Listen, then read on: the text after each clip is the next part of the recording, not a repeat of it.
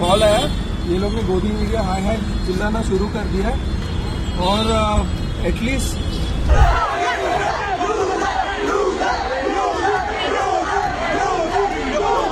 एक बात कही जाती है कि गोदी मीडिया की क्रेडिबिलिटी खत्म हो गई, उनको देखता ही कौन है। बार बार गोदी मीडिया के नारे क्यों लगाने पड़ रहे? कुछ पूर्व पत्रकार जो फेल हो चुके हैं, जिनके पास नौकरियां नहीं हैं, वो सोशल मीडिया पर पोस्ट करके न सिर्फ प्रदर्शनकारियों को भड़का रहे हैं, बल्कि इसके लिए मीडिया को ही दोषी ठहरा रहे हैं। गोदी गोदी गोदी कहने वाले एक वरिष्ठ पत्रकार जी के साथ वही हुआ है।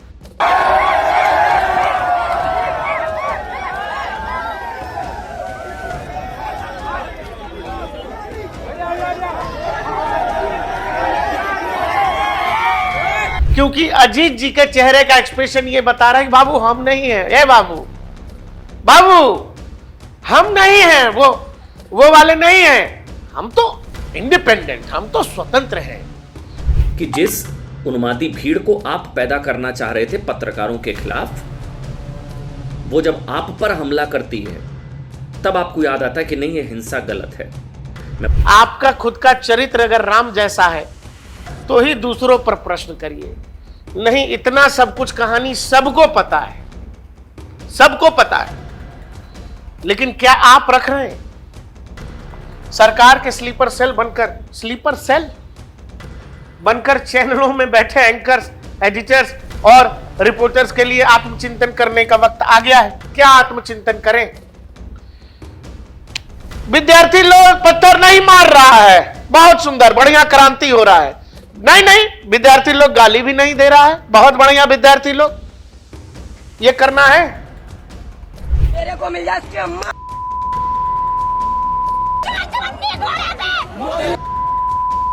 मोदी को शर्म नहीं आ रही, उसको कुछ नहीं दिख रहा।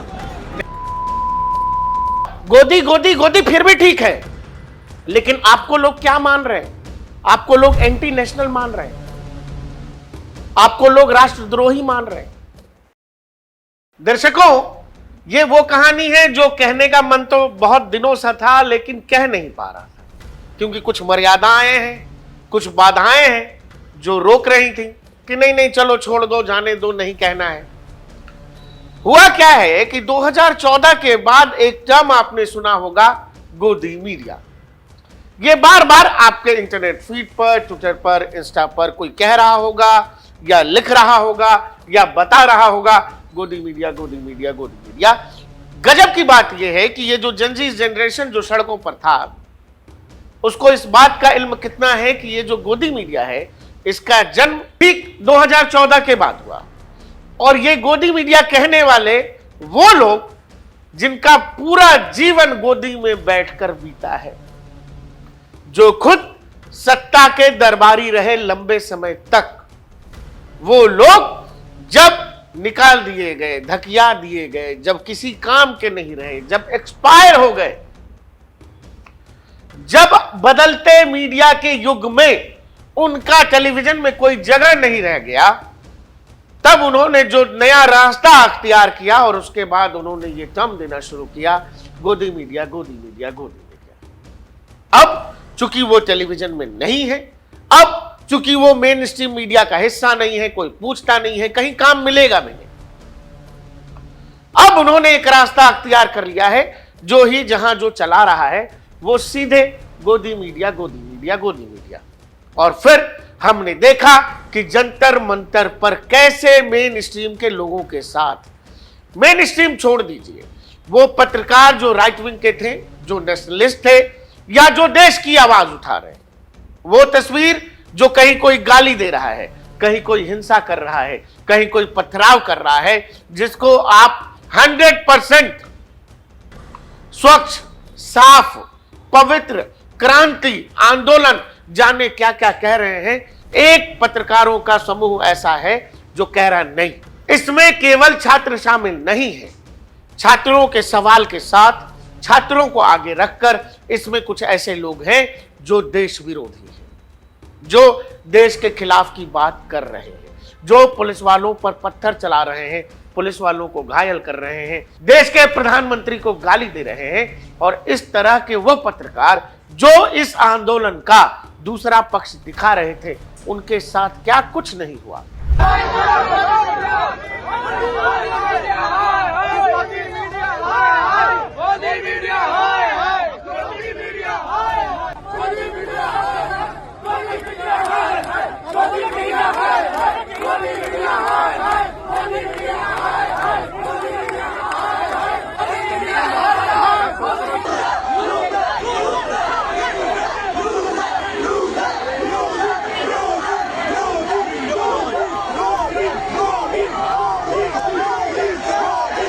मुझे वो बुला रहा था, उसका कॉल आया, ये लोग ने गोदी मीडिया हाय हाय चिल्लाना शुरू कर दिया और एटलीस्ट अलग अलग 6 दिशा से कुछ 100 मुक्के, लाफे, पानी फेंकना, बॉटल्स फेंकना।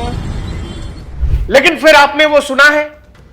हम तो सनातनी लोग हैं, जो कुछ देखा है, पढ़ा है, जितना ही जानते हैं, जो हमारे शास्त्रों से पूर्वजों ने, दादा दादी, नाना नानी ने जो कहानी सुनाई, महिषासुर को भगवान कह देते हैं कि जाओ, जिसके सर पर हाथ रखोगे वो भस्म हो जाएगा।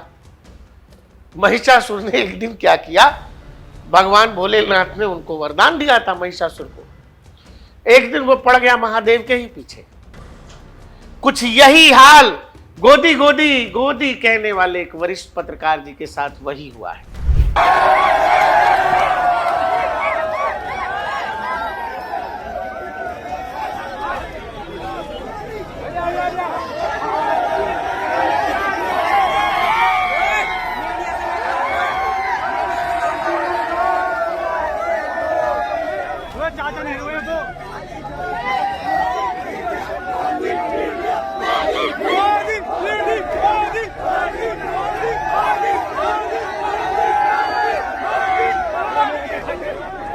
तस्वीरों को ध्यान से देखिए,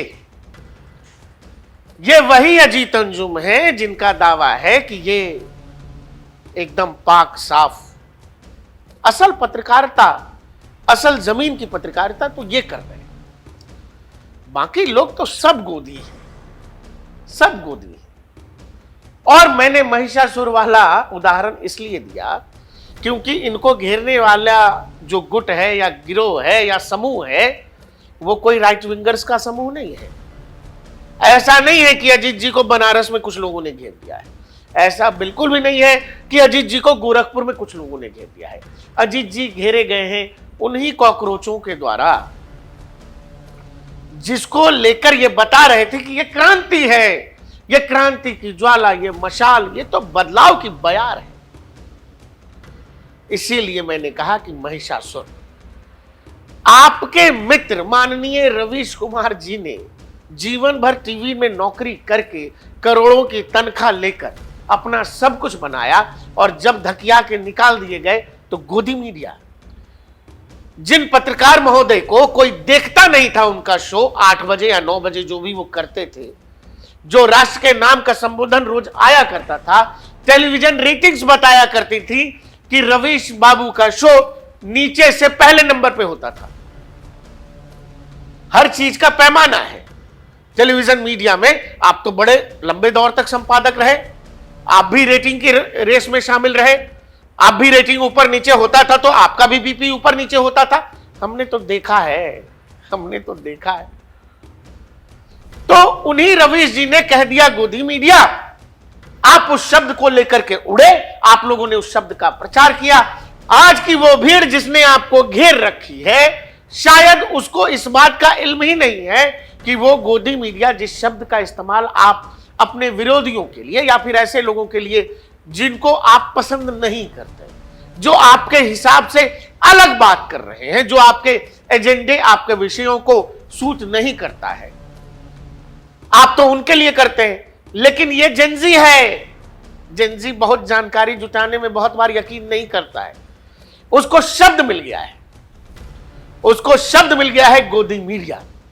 और एक पत्रकार जो खुद को गोदी मीडिया का नहीं मानता है, वो माइक के साथ खड़ा है। एक ने कहा गोदी मीडिया, बस फिर क्या था, किसी ने ये जहमत नहीं उठाई क्योंकि अजीत जी के चेहरे का एक्सप्रेशन ये बता रहा है कि बाबू हम नहीं हैं, ए बाबू बाबू हम नहीं हैं, वो वाले नहीं हैं, हम तो इंडिपेंडेंट, हम तो स्वतंत्र हैं, हम तो निष्पक्ष पत्रकारिता करते हैं। लेकिन वहां लोगों ने धक्का मुक्की भी की, बदतमीजी भी की, और वो चेहरे का एक्सप्रेशन बता रहा है कि ये ठीक नहीं हुआ, ये नहीं होना चाहिए। लेकिन दर्शकों, ये जो हम आपको बता रहे हैं, ये किसी के भी साथ नहीं होना चाहिए। कोई फर्क नहीं पड़ता कि भीड़ राइट विंगर्स की है, भीड़ लेफ्टिस्ट की है, भीड़ भीड़ होती है। बदसलूकी किसी के साथ नहीं होना चाहिए। रिपोर्ट करने गया रिपोर्टर क्या रिपोर्ट कर रहा है, यह सामने की भीड़ कैसे तय करेगी यार। मैं बतौर रिपोर्टर गया हूं, और मेरी बात या मेरा सवाल अगर आपको अच्छा नहीं लग रहा है तो आप बात मत करिए। लेकिन अब चूंकि आपने ही तो कहा है, आप लोगों ने कहा है कि गोदी मीडिया के लोग भगाए जा रहे हैं, वो जो हमने आपको पहले दिखाया, इन लोगों के हिसाब से जो गोदी मीडिया है उसको भगाया जा रहा है। तब ये लोग बहुत आनंद में थे, लेकिन वही है, घेर लिया महिषासुर ने, पहचान ही नहीं रहा है, कह रहे नहीं नहीं ये तो अपने गुट वाले हैं। पिछले 1-1.5 महीने में जो कुछ हुआ है, हम कुछ ट्वीट आपको पढ़वा रहे हैं, और आप ये समझना कि इस देश में पत्रकारों के लिए ये कितनी विषम स्थिति है। पत्रकारों का दुर्भाग्य देखिए कि इनका साथ देने के लिए इनके अपने ही पेशे के लोग इनके पीछे आकर खड़े नहीं होते, इनका समर्थन नहीं करते। हालांकि कुछ पूर्व पत्रकार जो फेल हो चुके हैं, जिनके पास नौकरियां नहीं हैं, वो सोशल मीडिया पर पोस्ट करके न सिर्फ प्रदर्शनकारियों को भड़का रहे हैं, बल्कि इसके लिए मीडिया को ही दोषी ठहरा रहे हैं।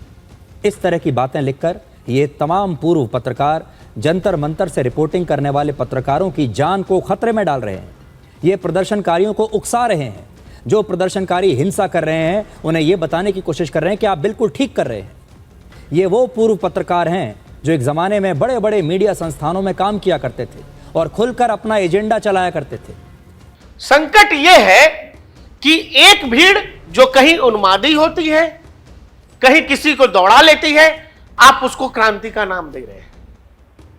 आप उसको कह रहे हैं कि ये लोग नाराज हैं मीडिया से, मीडिया का वो वर्ग जो आम लोगों की आवाज नहीं उठा रहा है, इसीलिए लोग नाराज हैं, इसीलिए किसी को लपड़ लगे, किसी को थप्पड़ लगे, किसी के साथ हुल्लड़बाजी हो।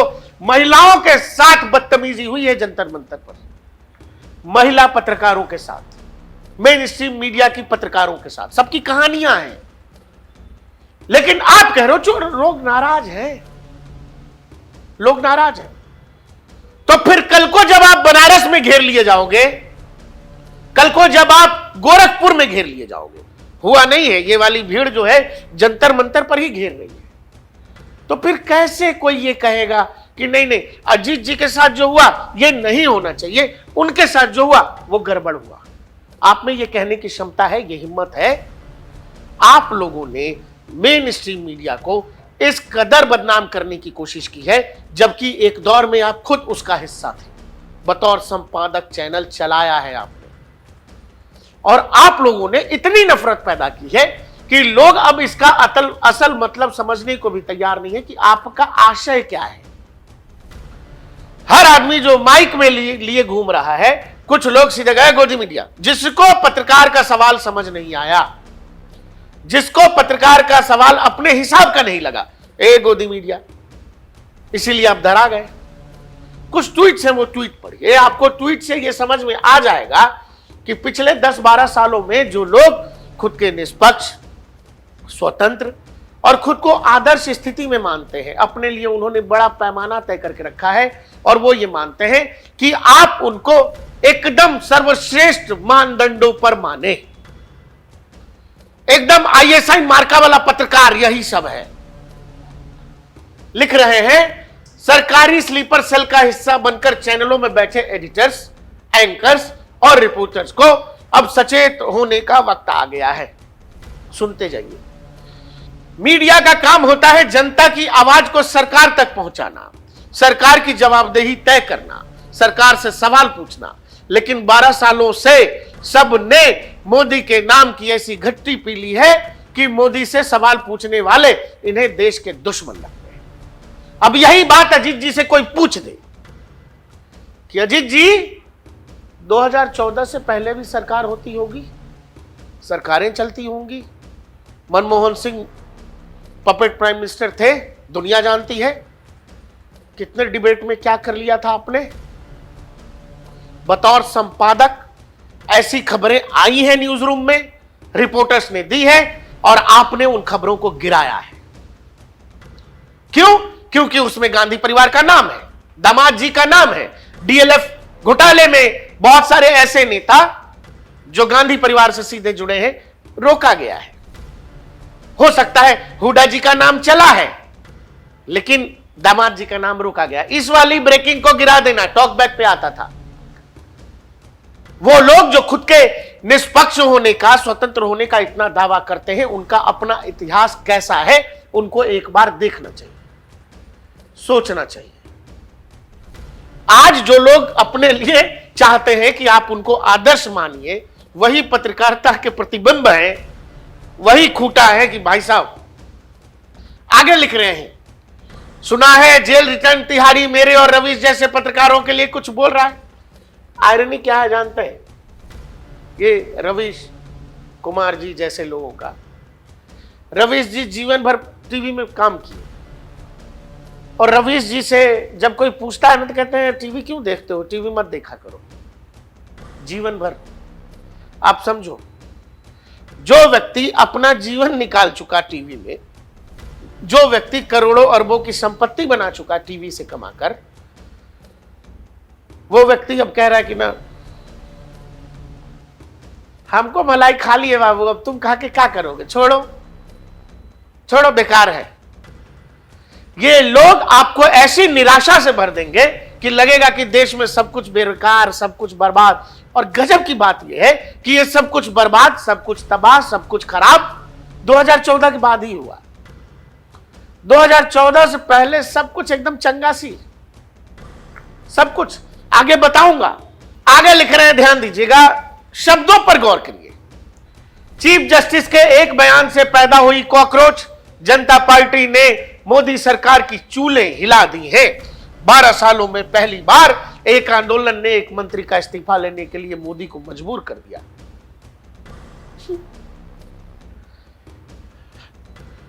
चूल्हे हिला दी सरकार की भाई।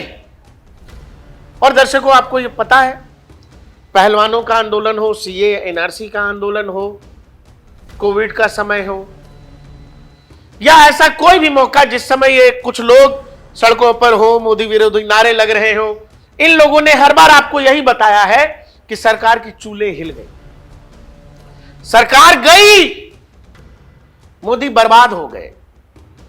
और हर बार देश में कहीं जब चुनाव हो जाता है, लोकसभा का हो, विधानसभा का हो, देश की जनता इनकी कही गई हर शब्द का जवाब दे देती है। इन शब्दों का क्या मोल है? यही ट्वीट ये लोग जब प्रधानमंत्री नरेंद्र मोदी 2014 में बतौर बीजेपी के प्रधानमंत्री उम्मीदवार जब आ रहे थे गुजरात से दिल्ली, इन लोगों ने तब भी ऐसा ही माहौल बनाया था। जानते हैं, आडवाणी जी ने गोवा अधिवेशन पर कोई लेटर वेटर लिख दिया, संपादक महोदय उत्तेजित होकर न्यूज रूम से लाइव हो गए और वो कह दिया कि आडवाणी ने कह दिया है। कुछ सवाल थे आडवाणी जी के उस दौर में, मोदी को आना था, मोदी आ गए। कहानी यह है ना दोस्त कि कुछ लोग मानसिक कुंठा से ग्रसित हैं, मानसिक अवसाद से ग्रसित हैं। वो कुंठा यह है कि इनको यह लगता है कि नरेंद्र मोदी कोई नेता नहीं है। इनकी कहानी 2002 में आज तक अटकी हुई है। हम हैं 2026 में। एक व्यक्ति पहली बार, दूसरी बार, तीसरी बार लगातार देश का प्रधानमंत्री चुन लिया गया है।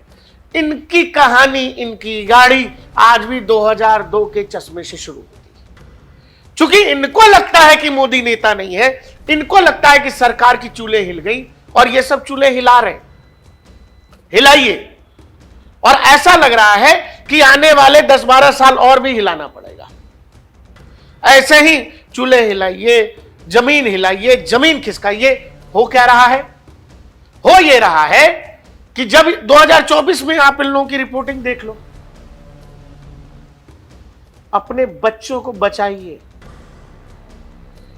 अपने बच्चों को बचाइए। बचाइए इसीलिए कि बच्चा गया प्रोटेस्ट में, बहुत सुंदर, जाना चाहिए, लोकतंत्र में अधिकार है।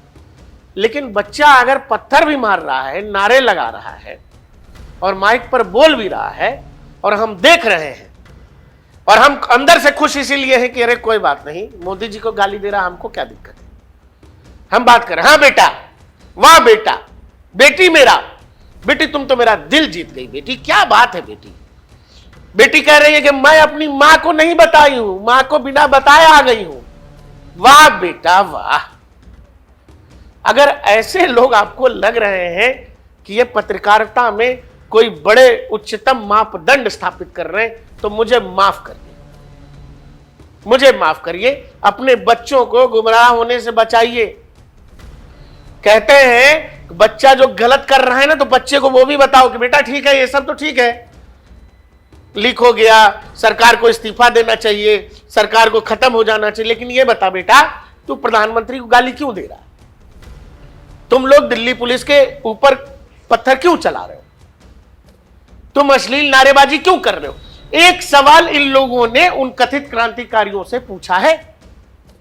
आप तो उम्र में बड़े थे ना, शब्दों का पता है ना आपको, कहां मर्यादा लांघी जा रही है आपको अंदाजा है ना, लेकिन आप उसको जेनजी है कह के आनंद ले रहे थे। ये काफी वरिष्ठ है, एक दौर में हम लोग के गुरु थे। आप इनके शब्दों में जो सुनेंगे, आप उसमें क्या लग रहा है, इसमें मोहब्बत है, और फिर ये उम्मीद क्या करते हैं क्या बोला जाएगा दूसरी तरफ से। एक बात कही जाती है कि गोदी मीडिया की क्रेडिबिलिटी खत्म हो गई, उनको देखता ही कौन है। तो भाई जब कोई देखता ही नहीं है तो फिर तो दिक्कत ही नहीं होनी चाहिए। बार बार गोदी मीडिया के नारे क्यों लगाने पड़ रहे हैं, उन पर हमला करना, उन पर लिंच करने का प्रयास करना, ये सब क्यों हो रहा है अगर कोई गोदी मीडिया को देखता ही नहीं। कि जिस उन्मादी भीड़ को आप पैदा करना चाह रहे थे पत्रकारों के खिलाफ, वो जब आप पर हमला करती है तब आपको याद आता है कि नहीं, ये हिंसा गलत है। मैं बार बार कह रहा हूं, आंदोलन के दौरान जिस तरह से एक वर्ग ने, बारूदी बुद्धिजीवियों ने पत्रकारों पर हमले के लिए उकसाया, उनकी लिंचिंग के लिए उकसाया, उनके खून के प्यासे हुए ये बारूदी बेरोजगार लोग, अब शायद उनको समझ में आएगा। क्योंकि इससे पहले भी इनका वाला एक पिट गया था तो कह रहे थे नहीं हमारा वाला नहीं है, ये तो हमारे वाला है, ये उनके वालों को देखो, उनके वालों को देखो। मतलब हिंसा के खिलाफ नहीं थे, बस हमारे वाले के खिलाफ हिंसा नहीं होनी चाहिए, दूसरे अगर है उसके खिलाफ हिंसा हो जाए। कई तरह की वीडियो भी सामने आए जिसमें वो खुद भड़काते नजर आ रहे हैं। सुनिए, लिख रहे हैं, सुना है कई चाटुकार एंकर्स आज जंतर मंतर पर और जेनजी की महिमा का बखान कर रहे हैं। यही वो एंकर्स हैं जिन्होंने लगातार जंतर मंतर के प्रोटेस्ट के खिलाफ एजेंडा चलाया। एजेंडा क्या है भाई? प्रोटेस्ट हो रहा था बच्चों को सामने रखकर। एजेंडा क्या होता है सुनिए। अजीत जी आपको पहले दिन से कह रहे हैं ये प्रोटेस्ट है, प्रोटेस्ट है, प्रोटेस्ट है, क्रांति हो रही है, आंदोलन हो रहा है, देश में बदलाव हो जाएगी। क्या आपने अजीत अंजुम के टाइमलाइन पर यह पूछा? ये पूछेंगे कि आखिर उस आंदोलन में अरुंधति रॉय का की क्या जगह है? क्या आपको छात्र छात्र छात्र कहने वाले अजीत अंजुम ने एक बार बताया कि इस छात्र आंदोलन में वामपंथी छात्र संगठनों का क्या रोल है? जो छात्र छात्र छात्र कर रहे हैं और छात्रों का आंदोलन है, क्या अजीत अंजुम ने एक सवाल यह पूछा अजीत जी ने कि भाई छात्रों के आंदोलन में छात्र नेतृत्व क्यों नहीं कर रहे हैं? सामने एक 60 साल का बुजुर्ग आदमी है जिसको अब साइडलाइन कर दिया गया है। आपने अजीत जी के वीडियो में या टाइमलाइन पर यह पूछा कि अजीत जी ये बताइए, यह आंदोलन था, सोनम वांगचुक के चेहरे पर था, सोनम वांगचुक साइडलाइन है, क्या कोई ऐसा वीडियो आपने देखा? सारे पैमाने गोदी मीडिया के लिए जो आप मानते हैं, आप लोग तो गोदी में नहीं, आप लोग तो हाँ, क्या बात है, क्या बात है। आपका खुद का चरित्र अगर राम जैसा है तो ही दूसरों पर प्रश्न करिए। नहीं, इतना सब कुछ कहानी सबको पता है, सबको पता है। वीडियो की शुरुआत ही ये की थी कि काफी मर्यादाएं हैं, बहुत कुछ ख्याल रखना पड़ता है, लेकिन क्या आप रख रहे हैं? सरकार के स्लीपर सेल बनकर चैनलों में बैठे एंकर्स, एडिटर्स और रिपोर्टर्स के लिए आत्मचिंतन करने का वक्त आ गया है। क्या आत्मचिंतन करें? विद्यार्थी लोग पत्थर नहीं मार रहा है, बहुत सुंदर, बढ़िया, क्रांति हो रहा है। नहीं नहीं, विद्यार्थी लोग गाली भी नहीं दे रहा है, बहुत बढ़िया। विद्यार्थी लोग ये करना है, यही चाहते हैं। वो जो आप कह रहे हैं कि हम सच बता रहे हैं, क्या वो पूरा सच है? आप कह रहे हैं कि यही सच है, तो एक दूसरा तबका है जो कह रहा है नहीं, वहां कुछ लोग हैं जो पत्थर मार रहे हैं, वहां कुछ लोग हैं जो देश विरोधी नारे लगा रहे हैं, वहां कुछ लोग हैं जो देश विरोधी गतिविधियों में पहले शामिल रहे हैं। अगर सौरभ दास उमर खालिद के साथ दिखता है तो यह तस्वीर दिखाई जानी चाहिए कि नहीं चाहिए? अगर अरुंधति रॉय उस प्रोटेस्ट में आ रही है और वो यासिन मलिक के साथ दिखी है, यह बताना चाहिए कि नहीं बताना चाहिए? करने दो ना जन जी को डिसाइड। ये दूसरा हिस्सा क्यों नहीं बता रहे हो? ये क्यों नहीं बता रहे हो कि इस प्रोटेस्ट में धारा 370 की कहानी कहने का क्या मतलब है? इस प्रोटेस्ट में भगवान राम की कहानी कहने का क्या मतलब है? नाम रहेगा बस अल्लाह का। आप ये क्यों नहीं बता रहे हो कि इस नैरेटिव का क्या मतलब है? एक नज्म जो लिखा गया पाकिस्तान में वहां की सैन्य तानाशाही के खिलाफ, उसका भारत के लोकतांत्रिक सेटअप में क्या मतलब है? आप ये हिम्मत है बताने की आप में? आप जानते हैं कि जो देख रहे हैं, जो आपको पुचकार रहे हैं, वही गाली देने लगेंगे और आप फिर ये नहीं बताएंगे। भीड़ जो है ना, कोई भी भीड़ गलत ही होती है। कोई भी रिपोर्टर, वो चाहे राइट विंगर हो या लेफ्ट विंग का हो या सेंटर का हो, अगर वो रिपोर्ट कर रहा है फील्ड में, ये कैसे आप लोग जायज ठहरा रहे हैं? इससे पहले क्या आपने, मुझे नहीं पता कि किन लोगों ने आवाज उठाया, पूरी की पूरी लॉबी लेफ्टिस्ट खुश थी, मौज में थे सब, और इसीलिए अब इसका मौज लिया जा रहा है। सुशांत सिन्हा लिख रहे हैं कि रवीश कुमार की कुंठा की अग्नि में पैदा हुई ये उन्मादी भीड़ अजीत अंजुम को लिंच करने ही वाली थी, शुक्र है वो बच गए। रूबिका लियाकत, मीडिया के खिलाफ फैलाई नफरत में खुद ही फंसते हुए देखकर दुख हुआ। वो तो शुक्र है मास्क वाले सिपाहियों का कि कुछ अनहोनी नहीं हुई। वो कौन सा दोहा है, करता था सो क्यों किया, अब करी क्यों पछताए, बोया पेड़ बबूल का आम कहां से पाए। अशोक श्रीवास्तव है, लिख रहे हैं रवीश कुमार पढ़ते बहुत हैं लेकिन पढ़ा हुआ याद नहीं रखते, अपने चचा का लिखा हुआ शेर भूल गए, लगेगी आग तो आएंगे घर कई जद में, यहां पे हमारा मकान थोड़ी, सिर्फ लगा दीजिए इसमें, हमारा यहां पे सिर्फ हमारा मकान थोड़ी। ये जो खेल आप लोगों ने शुरू किया पत्रकारों के खिलाफ, आप कभी पत्रकार रहे, बहुत से जूनियर्स आपके अभी भी मीडिया इंडस्ट्री में, लेकिन ऐसी नफरत इसलिए क्योंकि आप ठुकरा दिए गए, निकाल दिए गए, धकिया दिए गए, या आप अब बहुत उपयोगी नहीं हैं, आपके पास आइडियाज नहीं है, खेल खत्म। शिवम त्यागी है, लिख रहे हैं वही बात जो रूबिका ने या अशोक श्रीवास्तव ने लिखी, लगेगी आग तो आएंगे घर कई जद में, यहां पे सिर्फ हमारा मकान थोड़ी है। अपनी हरकतों की वजह से धकियाकर न्यूज चैनलों से निकाले गए कुछ लोग आज भी उन्हीं हरकतों पर आमादा है, जनता देख रही है, लेकिन फिर भी कड़ी निंदा। गोदी मीडिया नहीं, कुछ और शब्द क्या सही रहेगा। आगे कोई रोहित हो, उसने लिखा, on 25 July Ajit Anjum went to Jantar Mantar to get interviews of protesters who were celebrating resignation of Dharmendra Pradhan. As soon as he entered Jantar Mantar, a group of protesters started pushing and abusing him.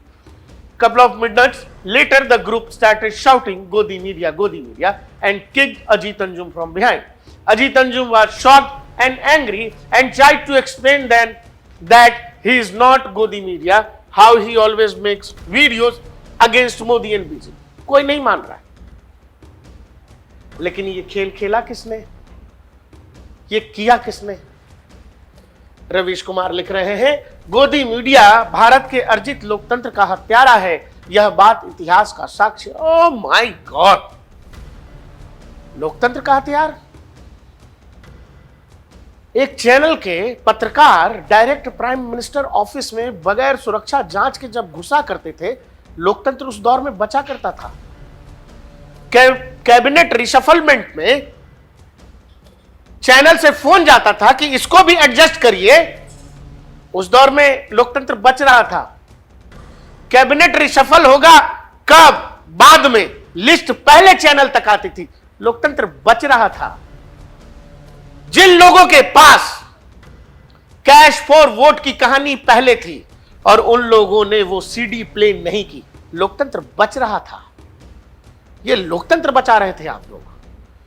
आगे लिख रहे हैं रवीश कुमार, जो भी TV news नहीं देख रहा है वह जाने अनजाने में इस देश का बहुत भला कर रहा है। बताइए, इस व्यक्ति की पहचान टीवी न्यूज की वजह से। और आप ये सब लोड मत लिया करो कि किसी पर 10 लाख व्यूज है, 20 लाख व्यूज है, 25 लाख व्यूज है। देश की आबादी है 150 करोड़, 150 करोड़। और ये लोग जो लोकतंत्र, तानाशाह, हिटलर, ये सब कहानी जो पिछले 10-12 सालों से कर रहे हैं, इनकी बात में रत्ती भर भी दम होता तो आज नरेंद्र मोदी देश के प्रधानमंत्री नहीं होते। इनकी बात ये देश कितना सुनता है, कितना मानता है, ये अपने आप तय कर लो। हां, लोग मौज लेने आते हैं, लोग इनकी कुंठा, इनका मानसिक अवसाद देखने आते हैं कि यार कोई व्यक्ति बार बार डेमोक्रेटिक सेटअप में जनता के वोट से जीत कर आ रहा है, लेकिन हर बार जैसे ही चुनाव हो जाता है ये लोग उसके जीतते ही कहते हैं लोकतंत्र खतरे में आ गया। बाकी जगहों पर लोकतंत्र जिंदा है, जैसे केरल में, तमिलनाडु में लोकतंत्र जिंदा है, अभी अभी बंगाल में लोकतंत्र की हत्या हो गई है। तो यह बात क्या देश की जनता नहीं समझ रही है क्या? आप जो सिनारियो तैयार कर रहे हो या जो नरेटिव गढ़ने की कोशिश कर रहे हो कि जहां इस देश की आबादी 150 करोड़ है, वहां 1 लाख लोग, 50,000 की भीड़, 10,000 की भीड़, हिंसक उन्मादी नारे लगाती भीड़, उसको आप कह रहे हो कि यही देश की आवाज है, यह देश बोल रहा है। तो बाकी लोग जो अपना समय से काम कर रहे हैं, समय से दफ्तर जा रहे हैं, बगैर चिल्लाए, बगैर आग लगाए, जो नागरिक अपने नागरिक कर्तव्यों का निर्वहन कर रहा है, उसको समझ में नहीं आ रहा कि आप कौन सा खेल खेल रहे हैं। देश के संसद भवन के पास जंतर मंतर के करीब 10, 20, 25,000 की भीड़, उसमें छात्रों को आगे रखकर पॉलिटिकल पार्टियों के कार्यकर्ताओं का झुंड, अलग अलग लेफ्टिस्ट पार्टियों के छात्र विंगों के छात्र झुंड, नारे तराने, ये सब देश को किस लिए? लोकतंत्र बचाने के लिए। आपको नहीं पता है कि ये क्यों होता है, उनके जुटने का क्या मतलब है, कुछ नारों का क्या मतलब है? क्या आपने उन नारों को बताया देश में? आप जब क्रांति क्रांति क्रांति कह रहे हैं, आप कह रहे हैं कि छात्रों का आंदोलन था, तो फिर आप बताओ ना कि वो कौन लोग थे जो गाली दे रहे हैं, वो कौन लोग थे? अरे देख लीजिए, ये जो सरकार है, ये जो कर रही है, ये बहुत सालों से कर रही है और हमने देखा है कि ये लोग बस सीता के पति का नाम ले लेके नीता के पति का काम कर रहे हैं। कि जय श्री राम बोलेंगे, मैंने बोला बोलो भाई, मैं जय संविधान बोलूंगा। जय संविधान। Thank you Darling's. बस नाम रहेगा अल्लाह का, इसी लाइन से सबसे ज्यादा दुख हो रहा था राइट विंग को। उनको समझ ही नहीं आ रहा था कि ये हाईएस्ट वेदांत है। अल्लाह का मतलब वो शक्ति जो हम सब में है। बस नाम रहेगा अल्लाह का, जो गायब भी है हाजिर। चारों ने ये तो कह दिया कि भारत हमारी माता है, पर ये बाप ढूंढ रहे हैं। क्या 370 पाकिस्तान के कॉन्स्टिट्यूशन ने दिया? वरिष्ठ पत्रकार हैं, उनको भी बुरा लगा। हर्षवर्धन त्रिपाठी कह रहे हैं कि अभी भी कई लोग कह रहे हैं कि मुख्यधारा की मीडिया ने तिलचट्टा पार्टी के प्रदर्शन को अच्छे से दिखाया नहीं। सच यह है कि वहां प्रदर्शन के नाम पर जो हो रहा था, टीवी चैनल दिखाते तो उन्हें यह प्रमाण पत्र लेना पड़ता। सही बात है, सही बात है भाई। आगे लिख रहे हैं यशवंत देशमुख, एलियंस दूध भी पीते हैं, काल और कपाल के बीच महाकाल प्राइम टाइम पर थे, इच्छाधारी नागिन भी बदला लेने के लिए लड़की बनकर जमीन पर लौटती भी थी। उफ, क्या सुकून के दिन थे। अब देखिए जिंदगी बर्बाद हो गया हमारा। 2014 से पहले ऋचा अनिरुद्ध, गड्ढे में प्रिंस था, आसमान में उड़न तश्तरी थी, स्वर्ग तक जाने की सीढ़ी थी, राखी मल्लिका रोज टीवी पर थी, हर तरफ अमन चैन सुकून था, मीडिया और नेताओं का हनीमून था। पर 2014 में अचानक देश में गरीबी, भ्रष्टाचार, महंगाई, घृणा ने हमला बोल दिया। अब ये देश बर्बाद हो गया। दर्शकों, बच्चों, जो ये जानते हैं वो ये जानते हैं। आपको पता है इस देश में ऐसे संपादकों की फौज रही है, वो लोग जो आज टेलीविजन मीडिया को गाली दे रहे हैं, मेन स्ट्रीम मीडिया को गाली दे रहे हैं, इन लोगों ने एक अपना बड़ा वक्त, ये जो हरियाणा की डांसर है सपना चौधरी, इनके शोज प्राइम टाइम में आधे आधे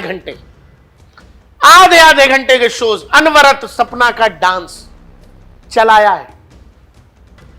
और जो आज अपने लिए बड़े मापदंड स्थापित किए बैठे हैं पत्रकारिता के, ये क्राइम के मास्टर हुआ करते थे। रिपोर्टर्स पर इतना दबाव होता था कि ड्रामा क्रिएट करो, बनाओ। किसी घर में कोई मर गया, रिपोर्टर पर दबाव है कि जाके उसकी मां का बाइट लेके आ, चाहिए। अंतिम संस्कार नहीं हुआ है अगले का। एक से एक किस्सा है भाई, एक से एक किस्सा है। अशोक श्रीवास्तव है, लिखा ही उन्होंने, आगे हमने आपको बता ही दिया। बाकी ये वाला मीडिया आप देख लो, जो आप कर रहे हैं आप उसको स्वतंत्र मान रहे हैं, निष्पक्ष मान रहे हैं, और किसी घटना स्थल पर जो दूसरी कहानी हो रही है, जो आपको लग रहा है कि रिपोर्ट नहीं होना चाहिए क्योंकि आप मान रहे हैं, तो ऐसा थोड़ी चलेगा। हर किसी में आपका वाला दिमाग तो नहीं है, हर किसी की अपनी समझ है, अपनी समझ के अनुसार आदमी अपना काम भी करता है। अब डेमोक्रेसी जब इतना आप बोलते हैं तो इस शब्द का कुछ तो मान रखिए। सीधे जो आपके बात से, आपकी बातों से या आपके विचार से मतलब नहीं रखता है या विपरीत है, आप उसको गोदी बता देते हैं। तो फिर बताइए, बता ही दीजिए। रॉबर्ट वाड्रा की खबरें जब चैनलों में रुका करती थी, वो कौन सा मीडिया कर रहा था और वो कौन से संपादक थे, उन एडिटर्स को क्या कहेंगे। कोई लालचंद्र सिंह है, लिख रहे हैं, दरअसल अजीत अंजुम और रवीश कुमार जैसे दैत्य गुरु शुक्राचार्यों ने ही इन उत्पाती राक्षसों की भीड़ पैदा की है। अब ये भी थोड़ा ज्यादा ही हो गया, दैत्य गुरु शुक्राचार्य। खैर, अशोक श्रीवास्तव लिख रहे हैं, दशकों तक जो लोग सत्ताधारी दल के दरबारी थे, उन्हें जब गोदी से उतार कर अनाथ कर दिया गया, तब वो चिल्ला रहे हैं, गोदी मीडिया, गोदी मीडिया, गोदी मीडिया। अब एक और पत्रकार हैं आशुतोष जी, उनको भी बड़ा रहता है कि हम बहुत निष्पक्ष हैं। प्रखर श्रीवास्तव है, डीडी में सीनियर कॉरेस्पोंडेंट है, लिख रहे हैं, 90 के दशक में एक टीवी रिपोर्टर था, वो माइक लेकर देश में एक बड़े दलित नेता के घर गया। वहां उसने एक दलित महिला नेत्री के लिए भयंकर अश्लील टिप्पणी की। दलित नेता को गुस्सा आ गया, उसने उस रिपोर्टर की कुटाई कर दी। अब 2026 में वही रिपोर्टर अब राजनीतिक विश्लेषक बनकर भाषा, मर्यादा, शिष्टाचार का ज्ञान दे रहे। दोस्तों, ये मीडिया इंडस्ट्री जो है ना भारत की, खासकर हिंदी मीडिया, बेहद छोटी है, बहुत छोटी है। हर किसी को हर किसी के बारे में पता होता है। बहुत छोटी और बंद इंडस्ट्री है। 4 संपादक, 4 जगह अलग अलग चैनलों में, चारों दोस्त, आपको पता है। ये लोग जो आज आपको बता रहे हैं कि आदर्श क्या होता है, आदर्श स्थिति क्या होता है, देश का प्रधानमंत्री कितना बड़ा हिटलर है। देश के प्रधानमंत्री को 150 करोड़ लोगों का ख्याल रखना है। इन लोगों के चैनलों में जब ये संपादक रहे तो कितने लोग होंगे? मान लीजिए अधिकतर 1000 लोग। क्या वो 1000 लोगों को संतुष्ट रख पाए? क्या आपको पता है कि इन लोगों ने, मैं दावे से कह रहा हूं, और भुक्तभोगी भी मान लीजिए मुझे, इन लोगों की वजह से एक बड़ा हिस्सा युवाओं का ऐसा रहा जो आया पत्रकार बनने था, लेकिन उसे यह लगा कि हमारा तो कुछ हो ही नहीं सकता, क्योंकि खाने खराब की स्थिति थी। खुद जो लोग लाखों करोड़ों का सालाना पैकेज ले रहे थे, वो मुफ्त में खटवा रहे थे युवा पत्रकारों से। ऐसे ऐसे संपादक जिन्होंने चैनलों के मैनेजमेंट को यह बता दिया कि आपको 20,000, 25,000, 30,000 या एक सम्मानजनक सैलरी में रखने की किसी को जरूरत ही नहीं है। आप एक मीडिया हाउस खोलिए और वहां से बच्चे को ट्रेनिंग के नाम पर चैनलों में लाइए, और ट्रेनिंग और सिखाने के नाम पर वो बच्चे को घिसते थे। महीनों और महीनों कब साल में बदल गए पता नहीं। और जिस दिन उस बच्चे को 6,000 या 8,000 देना शुरू किया, ये लोग कहते थे, बेटा तुम पर एहसान हुआ, तुमको हमने नौकरी दी। 2-2 साल तक जिन लोगों ने मासूम बच्चों का शोषण किया, वो आज बता रहे हैं कि हम जेनजी के लिए आवाज उठा रहे हैं। जेनजी की लड़ाई लड़ रहे हैं। जिस देश में इतने बड़े सेटअप में, डेमोक्रेटिक सेटअप में, हम ये मानकर चलते हैं कि हर किसी को खुश रखना बड़ा नामुमकिन काम है, लेकिन ऐसी उम्मीद ये कर रहे हैं कि देश के प्रधानमंत्री को सबको खुश रखना चाहिए। इनके पास जिम्मेवारी थी, मौका था, ताकत था, इन्होंने कितने लोगों का भला किया होगा, खासकर वो बच्चे जो अपना जीवन बनाने आए थे देश के अलग अलग राज्यों से।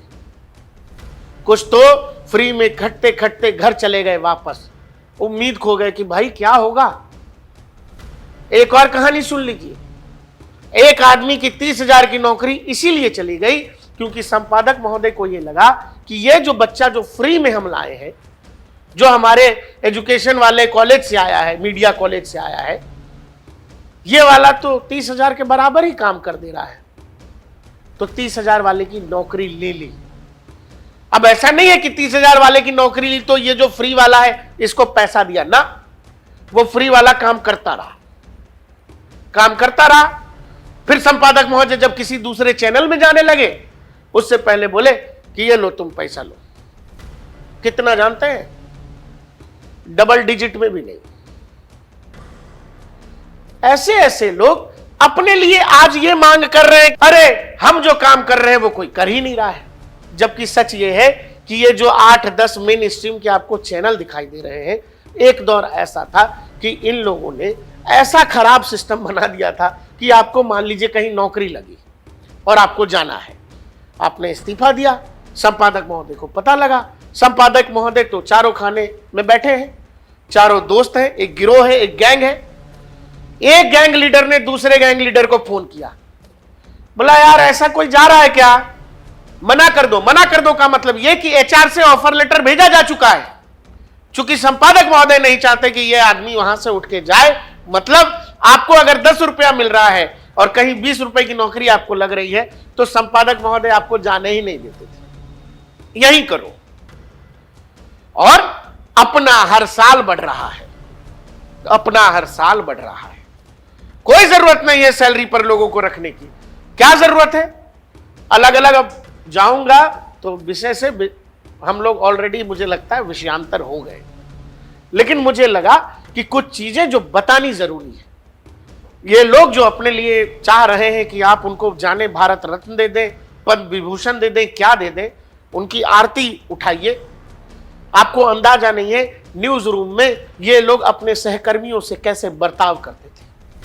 वो रवीश कुमार जो आपको लगते हैं कि पत्रकारिता के मसीहा हैं, उनके चैनल से जब हजारों लोगों को निकाल दिया गया, सैकड़ों लोगों को निकाला गया, वो रवीश कुमार के सामने जब कुछ लोग आए कि सर हम लोगों को निकाल दिया गया, रवीश कुमार गाड़ी का शीशा ऊपर करके चल दिए।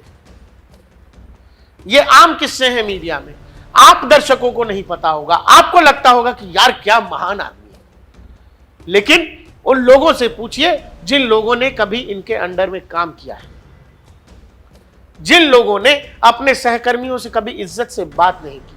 कोई गलती जब आप काम करते हैं तो गलती होती है, जो काम करेगा वही गलती भी करेगा।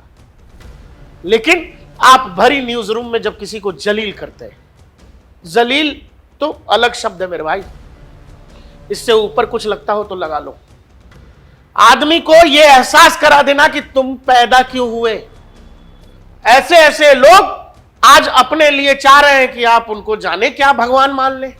हम जो कर रहे हैं वही पत्रकारिता है, बाकी सब बेकार है। वो लोग दरअसल क्यों गोदी गोदी कर रहे हैं जान रहे, क्योंकि मन नहीं लग रहा है, वो भौकाल नहीं है, वो हनक नहीं है कि आपने दरवाजा खोला तो पूरा न्यूज रूम सन्नाटा, आप जिस तरफ चले गए उसी तरफ लोगों में हड़कंप। अब यूट्यूबर को कौन पूछता है यार, दुनिया बनी फिर रही है यूट्यूबर, सब यूट्यूबर है। जितना जनजी पहुंचा था सब वहां रील ही बना रहा था। ये लोग जो आपसे सुबह शाम देश के लोकतंत्र के खतरे की बात करते हैं, उनके ईमान का एक और किस्सा सुनते जाइए कि कितने भारी पत्रकार हैं। एक पत्रकार महोदय आ रहे थे, यही राजदीप सरदेसाई साहब, एक कॉलेज का फेस्टिवल था, उसमें बच्चों को बड़ा ये हुआ तो बच्चों ने कहा कि सर इनसे हम लोग कैश फॉर वोट पर सवाल पूछना चाहते हैं। पत्रकार महोदय, संपादक महोदय ने कहा कि यार क्या बात करते हो, ये पत्रकारिता जगत के अमिताभ बच्चन है माननीय सरदेसाई जी, और तुम आके, वो हमारे गेस्ट हैं, तुम आके उनसे ऐसा जाहिल सवाल पूछोगे? नहीं पूछा जा सकता है। जो लोग आपको 24/7 कह रहे हैं सवाल पूछिए, सवाल पूछना हक है, सवाल लोकतंत्र का आधार है, सवाल ही तो है। वो चीज जो घटित हो चुकी थी, वो चीज जो पब्लिक डोमेन में थी, बच्चों ने कहा कि सर पूछ ले। मास्टर साहब बोले, संपादक जी बोले नहीं, खबरदार, किस्से तो बहुत सारे हैं मेरे भाई, और ये वो किस्से हैं जो सबको पता है, सब जानते हैं। तो इसीलिए गोदी गोदी गोदी गोदी ये शोभा नहीं देता है। भीड़ वो भीड़ थी जो जिसका आप महीनों से प्रचार कर रहे, वही आपको नहीं पहचान रही है। और गोदी गोदी गोदी फिर भी ठीक है, लेकिन आपको लोग क्या मान रहे हैं? आपको लोग एंटी नेशनल मान रहे हैं, आपको लोग राष्ट्रद्रोही मान रहे हैं। एक तबका है जिसको लगता है कि आप कभी देश की बात ही नहीं करते।